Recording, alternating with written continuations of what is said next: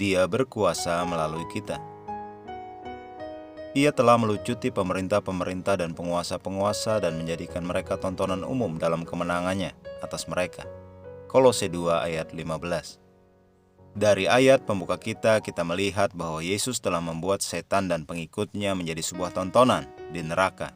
Dia merusak kerajaan dan kekuasaan dan secara terbuka mempermalukan mereka. Semua roh kegelapan melihat ini terjadi. Terjemahan Connie Beer mengatakan bahwa dia melucuti senjata mereka. Haleluya! Sekarang dia memerintah atas mereka dan atas segala sesuatu. 1 Korintus 15 ayat 25 berkata, karena ia harus memegang pemerintahan sebagai raja sampai Allah meletakkan semua musuhnya di bawah kakinya. Yesus ada di sorga, duduk di sebelah kanan Allah, tempat kekuasaan. Jadi bagaimana dia memerintah? Bagaimana dia memerintah atas musuh-musuhnya? Roma 5 ayat 17 memberi kita ide. Dikatakan sebab jika oleh dosa satu orang maut telah berkuasa oleh satu orang itu, maka lebih benar lagi mereka yang telah menerima kelimpahan kasih karunia dan anugerah kebenaran akan hidup dan berkuasa oleh karena satu orang itu, yaitu Yesus Kristus. Dia berkuasa melalui kita. Saat kita memerintah, dia memerintah. Dan ingat, Alkitab memberitahu kita bahwa kasih karunia memerintah melalui kebenaran, supaya sama seperti dosa berkuasa dalam alam maut, demikian kasih karunia akan berkuasa oleh kebenaran untuk hidup yang kekal, oleh Yesus Kristus Tuhan kita. Roma 5 ayat 21. Jadi sementara kita hidup bagi Dia sebagai terangnya, kasih karunia-Nya bekerja di dalam dan melalui kita.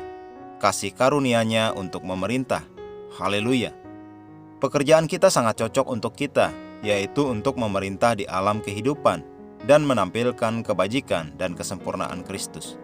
Tetapi kamulah bangsa yang terpilih, imamat yang rajani, bangsa yang kudus, umat kepunyaan Allah sendiri, supaya kamu memberitakan perbuatan-perbuatan yang besar dari Dia, yang telah memanggil kamu keluar dari kegelapan kepada terangnya yang ajaib. 1 Petrus 2 ayat 9. Inilah sebabnya mengapa Dia ingin kita belajar dan bertumbuh dalam firman-Nya dan menerapkannya. Dia ingin kita menjalankan dunia ini untuk Dia, menggunakan nama Yesus. Kita adalah terang dunia, dan kita telah mengatasi musuh dan semua kesulitan. Kita menang dengan nama Tuhan Yesus Kristus yang terberkati. Haleluya! Mari kita mengucapkan pengakuan. Aku telah menerima kasih karunia untuk berkuasa dan memerintah dalam hidup sebagai raja.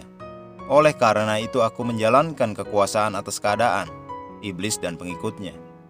Saat ini dalam nama Yesus aku mematahkan pengaruh setan atas bangsa-bangsa, atas orang-orang, atas para pemimpin, atas anak-anak muda di seluruh dunia. Kristus memerintah di bangsa-bangsa dan kebenarannya memenuhi bumi dan menyelimuti hati manusia, karena semua jiwa adalah miliknya. Haleluya!